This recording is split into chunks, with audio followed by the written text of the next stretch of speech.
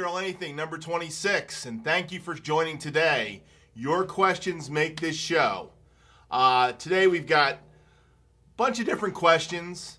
I think we got some really cool ones. It's not a lot of questions, but I got about 5 questions today, and I'm going to shoot off at that today. I'm trying some new things. One of the things I'm trying today is I'm going to try recording on my iPhone direct, so that maybe it will go the whole distance, so I don't have to get up every 11 minutes or 10 minutes, whatever I guess.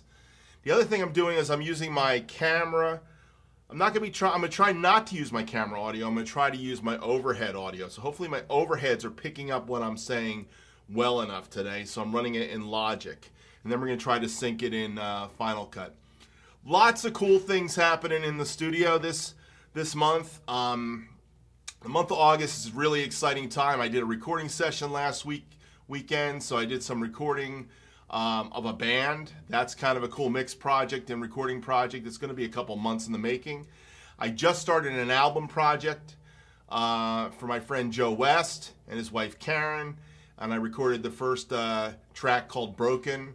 I hope to start videoing some of my track stuff. It was my first track. I didn't really want to video it, but maybe leave some drum stuff, and I can show you guys the process of doing that. And this is all distance. They live in Virginia. And of course, the addition of Final Cut is really changing my videos. So hopefully my Final Cut and my videos are going to get a little bit cooler as time goes on. And one of the things a couple people have been asking me for is not to use my camera to record with, but to actually use better microphones. So I'm hoping this is better than sticking a mic in front of my mouth. Okay, that's what I'm hoping for.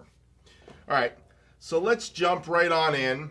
And the first question comes from Drumman190. He asked a question last week. He said, here's a question for next week. What's your favorite cymbal setup? Now, that again is one of those most loaded questions. What I find is my favorite cymbal setup ends up being the cymbals I'm using the most. And the reason I'm using them the most is because I just got these about 3 years ago. It's been in the making. Actually, it started in 2000. I guess the Peisty thing really started for me in 2015 when I bought the Giant Beat Ride, 24-inch Giant Beat Ride, which gets in some videos, okay? But last year, the last thing I bought after I went into my transition was this Peisty 2002 Big Beat 22-inch ride. And this ride cymbal right here, I just love this thing. I love this cymbal. It's a great crash. It's a great ride. So my setup's built out around that cymbal these days. I've also really attached myself to the Peisty Giant Beat hi-hats. Even though I've got a great set of Zildjians, I've got a set of Carope cymbals, 19 and a 22, which I really love.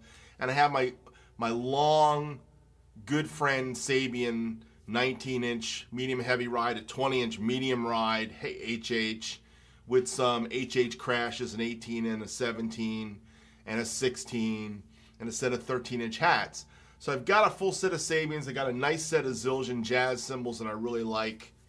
But the Peisties seem to be the setup these days. So my setup is a Giant Beat, my setup is a 2002 Big Beat 22-inch ride or a 24-inch Giant Beat ride, a 20-inch multi Giant Beat, or sometimes it will be a 20-inch 505 crash, Peisty thin 18-inch Giant Beat. It's not the multi, it's the thin. It's actually a nice cymbal. I might like to get a multi one day.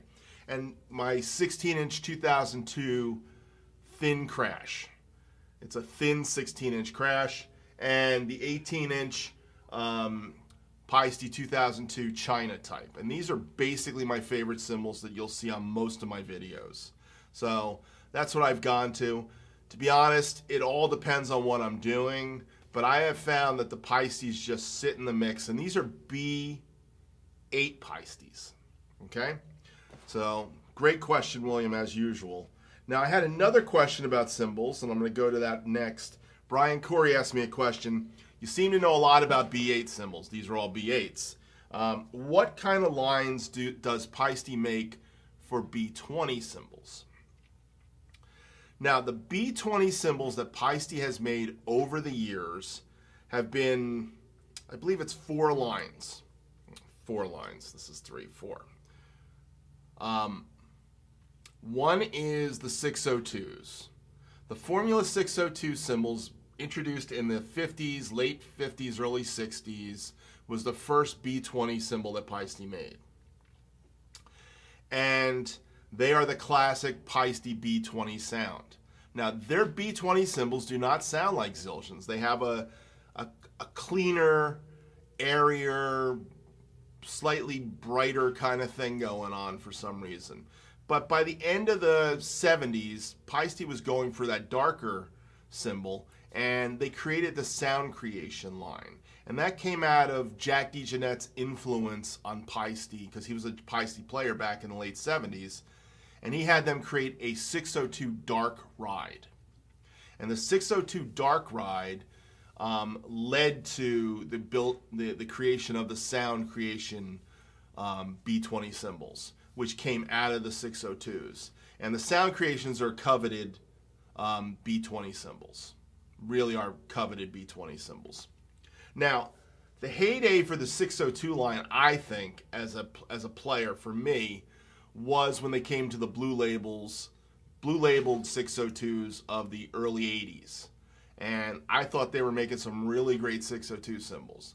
Problem was the sound of music in rock was going heavier and heavier and heavier, and the 2002s had some of those really heavy rides, and it seemed like guys wanted to go heavy and pingier, and the 602s have always been more jazz-like. I wouldn't say jazzier, because they do have that Paiste shimmer to them, you know what I mean? There's a certain kind of glassy sound that Paistes have, and the 602s have that glassy sound, that glassy, cuts through the mix sound. But the sound creations were created to be darker cymbals. Now, the 602s and the sound creations went away for most of the 90s into the 2000s, and then they were reintroduced. And I think the 602s got reintroduced about 2000, I don't know if it was 11 or 12. It was in this decade for sure.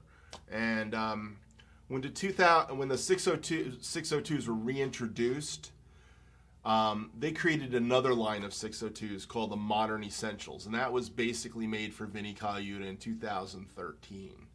And he built on their tradition of the 602 sound, but took it to another darker level. And a matter of fact, the hammering on the big beat rides is very similar hammering to the hammering you'd find on the Modern Essentials.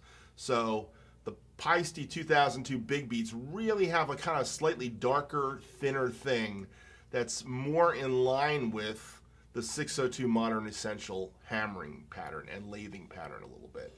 So as much as they're B8s, they're a little different. And that's what I kind of dig about this cymbal. I looked at the 22-inch 2002 ride and the big beat one, and I dug the big beat one a little bit more because it was that thinner sound. It was closer to the giant beats. That was my opinion of that.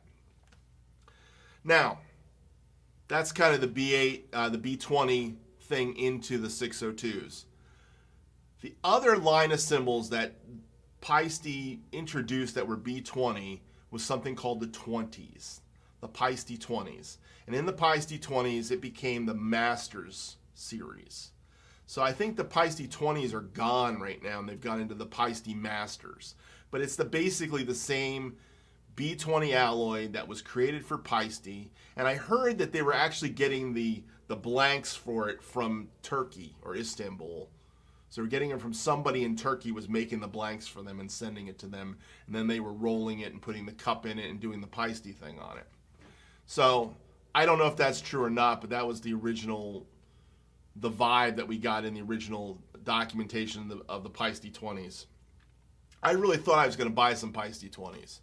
And I almost bought a Paiste Masters, 20 Masters series, Dark Ride, about a year and a half ago, right before I bought this big beat. But I dug the big beat a little bit more, and I went for the big beat. But those are the lines, okay? The Paiste Masters are they're actually darker, jazzier cymbals that are B20 cymbals. So if you're really looking for that thing, look at the Master line, look for the thins. They got extra thins. They've got some really dark cymbals in that line. Okay, Vinny's cymbals, the modern essentials, are more going to sit in the mix.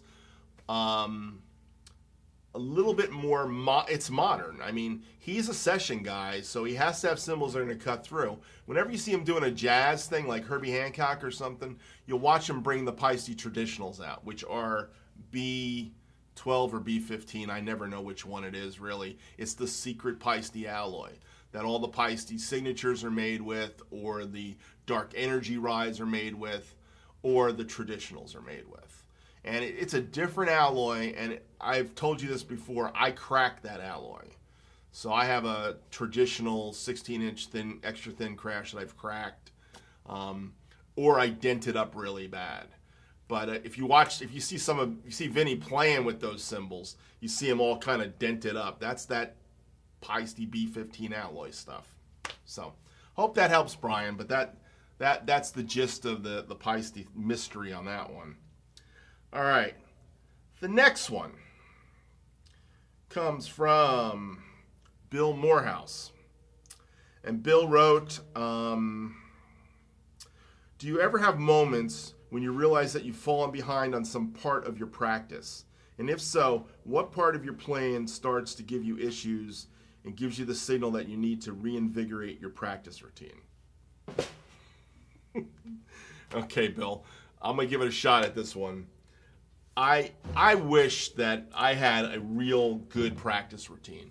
I will say in the last year of teaching lessons, the thing that gets me on a pad more often than not is the fact that my students are going certain places and they're getting closer to being past me.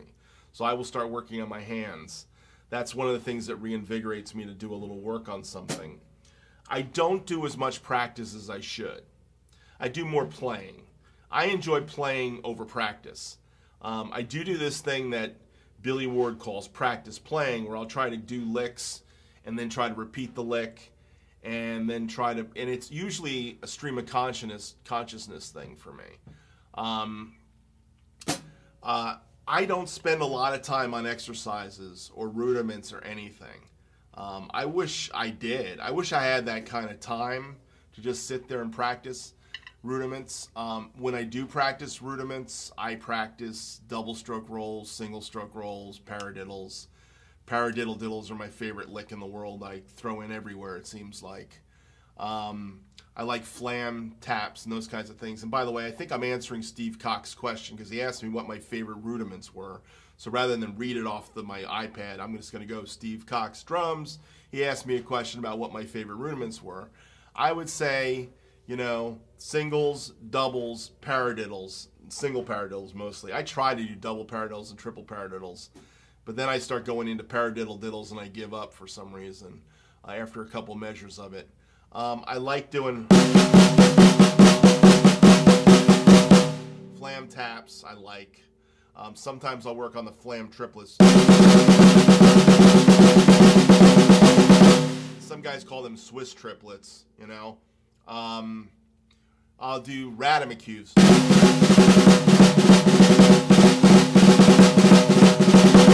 That's a triple Radamacue.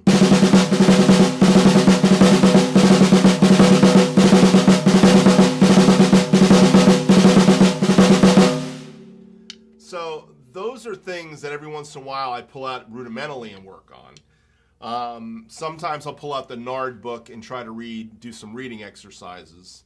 But most of my reading these days is chart reading. When I'm doing those jazz charts, that's what I really kind of work on is my chart reading, because I find it to be really helpful to me if I can read charts. So I don't know if that's helpful, Bill, but I really don't spend a lot of time on my practice. And if I was to say I practice anything, I practice with a click and locking tracks in properly, just sitting in the pocket. I was talking last night through FaceTime to my friend Mike Fasano, who's a faithful watcher of this show, by the way. And Mike was telling me about his drum dojo place where he hangs out in. And he's got another drummer that he hangs out with.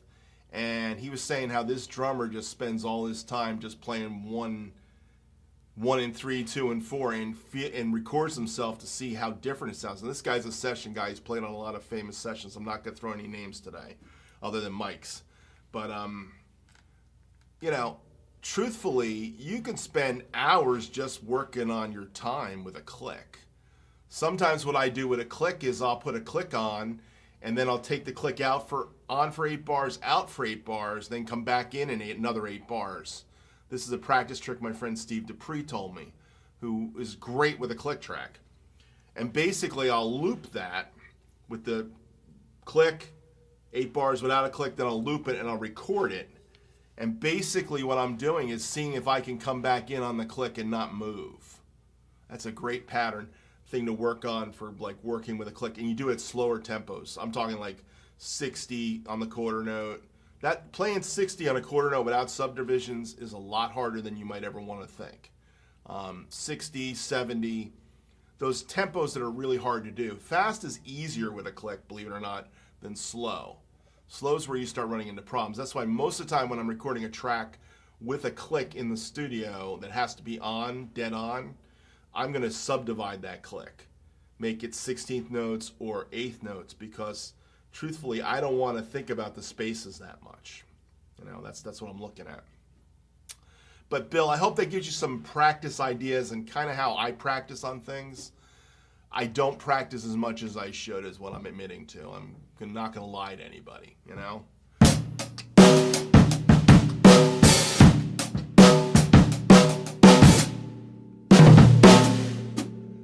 Anyhow, I wonder how that's going to come out if I use these mics. Might come out pretty well.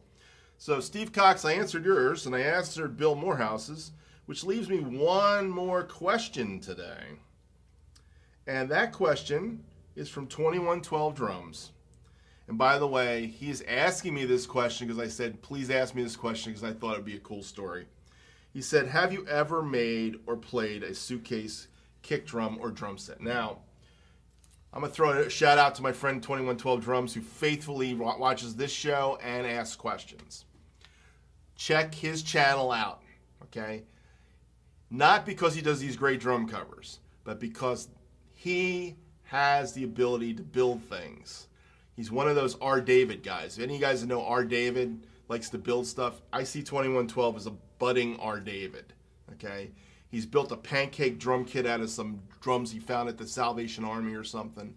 He just found this 10 by 14 Ludwig single tuning wood hooped marching drum, which is so cool. I love that drum. But he built a suitcase kit out of a suitcase. And what he asked me was, have I ever played anything like that when I wrote how cool I thought it looked? And the answer to that question is yes, I have, but I didn't have a suitcase kit. I used to do a blues gig in New Jersey called String Bean and the Stalkers. And we were playing this little coffee house in Toms River, New Jersey. And we were on this little stage, and a kick drum would not fit. So I had a snare drum stand, a hi-hat, and a cymbal.